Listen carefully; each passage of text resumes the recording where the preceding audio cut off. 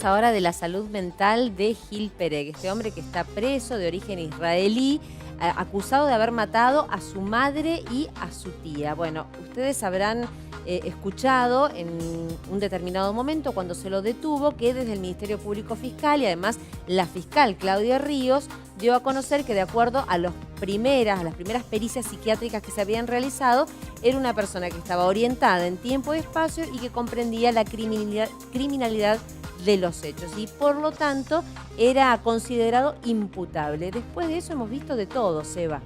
Se orinó en la sala de audiencias, salió maullando, tirando zarpazos a la cámara de los penitenciarios. ¿Y qué pasó? Hemos visto de todo, exactamente, Dani. Es importante recalcar esto último que decías con respecto a las palabras de Claudia Ríos, anticipando que se trataban de estudios preliminares y además que fueron en un primer momento de la detención. Hay un informe del área de salud de penitenciaría que estaría indicando prácticamente lo contrario, que esta persona estaría al borde de ser inimputable. Por estos momentos se ha ordenado una nueva pericia psiquiátrica sobre el acusado de la muerte de las hermanas israelíes. Esto todavía no se realiza, este estudio, pero ya están los peritos, al menos los de parte, de forma asignada, están señalados y van a participar, pero no se realiza. ¿Qué es lo que se intenta determinar? Si este hombre es o no es imputable. Claro. Imputable es cuando le podemos cargar las culpas a una persona, entendiendo que esa persona realizó el acto con pleno uso de su conciencia y por ende le cabe hacerse responsable. Esto es lo que se está decidiendo.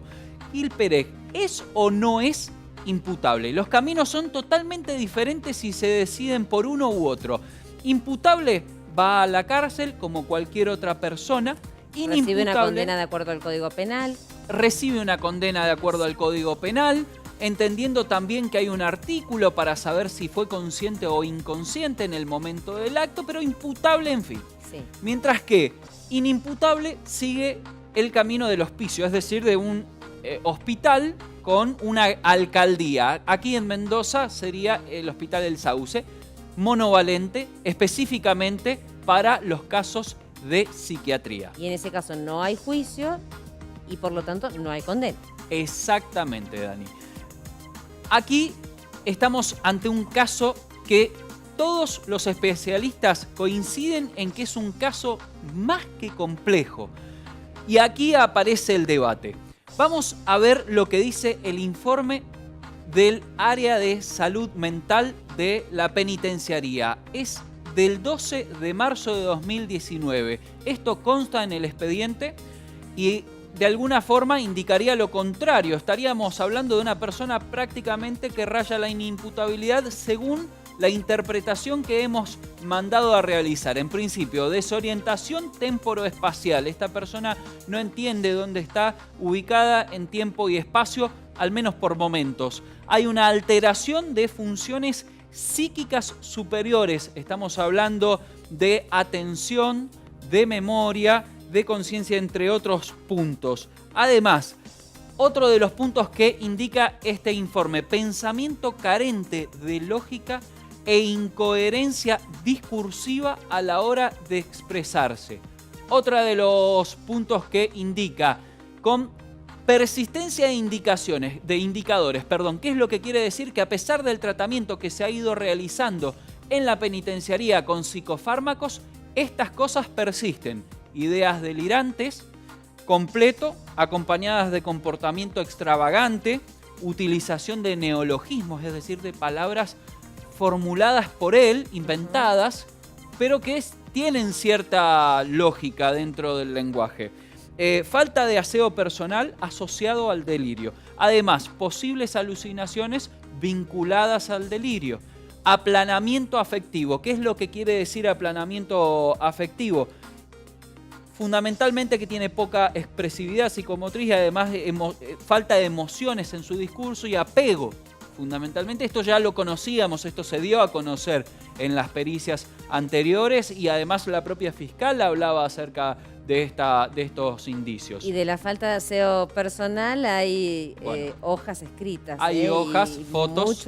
mucho hablado, porque hemos visto el interior de la vivienda, tenía una especie, no sé si es el síndrome de Diógenes, si se llama así, pero era un acumulador compulsivo, tenía Desorden, mezcla de suciedad, excrementos de gatos con alimento para gatos, por mencionar solamente algunos elementos. Y él también en lo personal, de hecho lo bañaron en la penitenciaría y eso lo estresó según los abogados. Así es, Dani, pero todo esto al parecer podría llegar a cuadrar dentro de un perfil específico desde la salud mental, al menos eso es lo que nos dijo un especialista, lo vamos a escuchar enseguida. Finaliza el informe de esta manera, dice que hay un delirio organizado y recurrente, a pesar de que el tratamiento con los psicofármacos persiste esta estructura, la del delirio organizado y recurrente. Y además dice comportamientos que lo ponen en riesgo a sí mismo, es impredecible y de alto riesgo comportamental. Es contundente el último párrafo del informe que está dentro de este expediente. No es el único informe. Hay otros informes que estarían indicando y que estarían más cerca de lo que plantea el Ministerio Público Fiscal, pero este es uno a los cuales accedimos. Tuvimos la oportunidad, Dani, de hacerlo analizar por una persona, un profesional, psiquiatra, que se dedica exclusivamente a la actividad privada por estos momentos, pero que tiene un antiguo y un extenso currículum en donde ha pasado, entre otras instituciones, por el propio cuerpo médico forense. El doctor Benigno Gutiérrez entiende que estaríamos caracterizando a Gil Pérez, según este informe, como una persona psicótica, paranoide, y que además estaría muy cerca o rayando la inimputabilidad, entendiendo que aparecen palabras como ideas delirantes y alucinaciones. Claro. Y además, algo muy llamativo, es que cuando comienza a hablar acerca de las personas psicóticos paranoides, pone como ejemplo de una persona psicótica paranoide imputable a Adolf Hitler. Justamente el nombre, digamos, él tenía un seudónimo que era Adolf Hitler al revés. Al revés. Gil Pérez se hacía llamar, al menos mientras vivía en San Martín, como Floda Relti, Adolf Hitler. Por lo tanto, quizás es una coincidencia, claro, quizás no, pero lo cierto es que aparece el nombre de Hitler en el análisis que realiza la persona que llevamos este informe. Y además nos advierte de una grave falencia o de un grave riesgo que existe en nuestra provincia. Pero eso lo vemos después. Primero escuchamos a Benigno Gutiérrez. Evidentemente, sin que ellos utilicen la palabra psicosis, los informes y las cosas que informan hacen referencia a sintomatología de tipo psicótico. De tal manera que el diagnóstico de psicosis ronda permanentemente sobre este caso. Es un caso súper complejo, sumamente complejo, y que plantea muchos interrogantes para discutirlo. El psicótico tiene distintas etapas. Tiene lo que se llaman las etapas productivas o periodos productivos o brotes.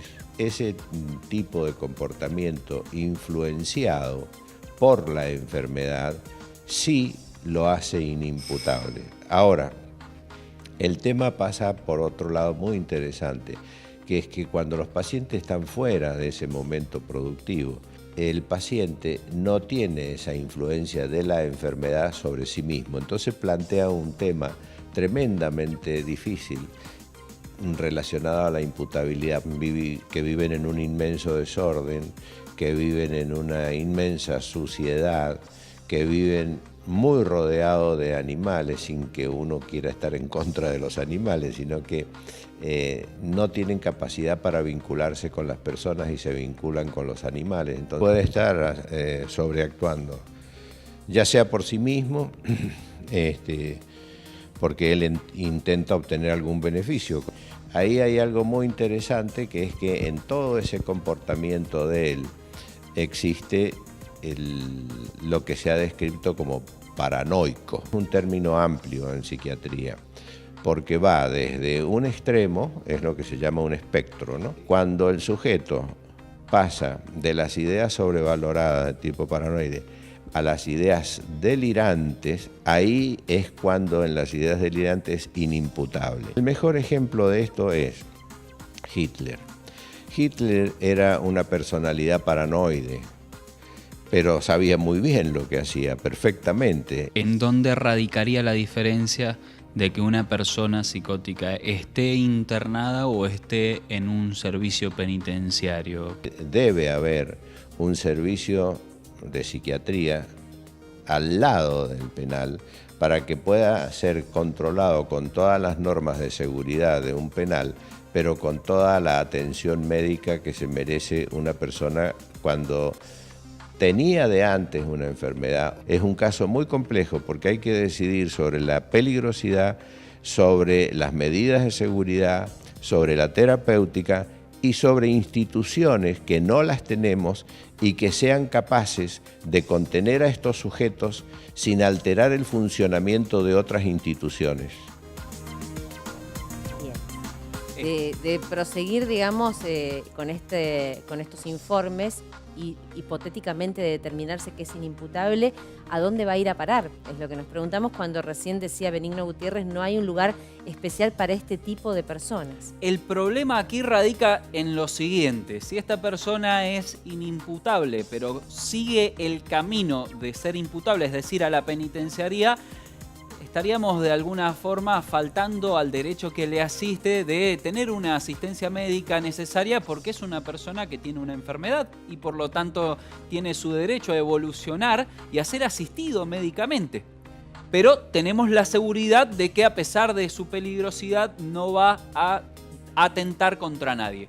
Si por el contrario se declara inimputable y por lo tanto sigue la vía médica y se lo lleva a un hospital con una alcaldía, tal el Hospital El Sauce, quizás no tenemos la garantía como sociedad de las condiciones de seguridad necesaria para que este hombre no atente ni contra sí ni contra terceros. Un caso muy complejo que los especialistas siguen trabajando y que por estos momentos se sigue analizando. ¿Es o no es imputable? Lo van a determinar los propios peritos. No tiene para nada un valor condicionante ni determinante el especialista al cual consultamos. La palabra es sumamente la del perito de parte y la del cuerpo médico forense. Gracias, Eva. A ustedes.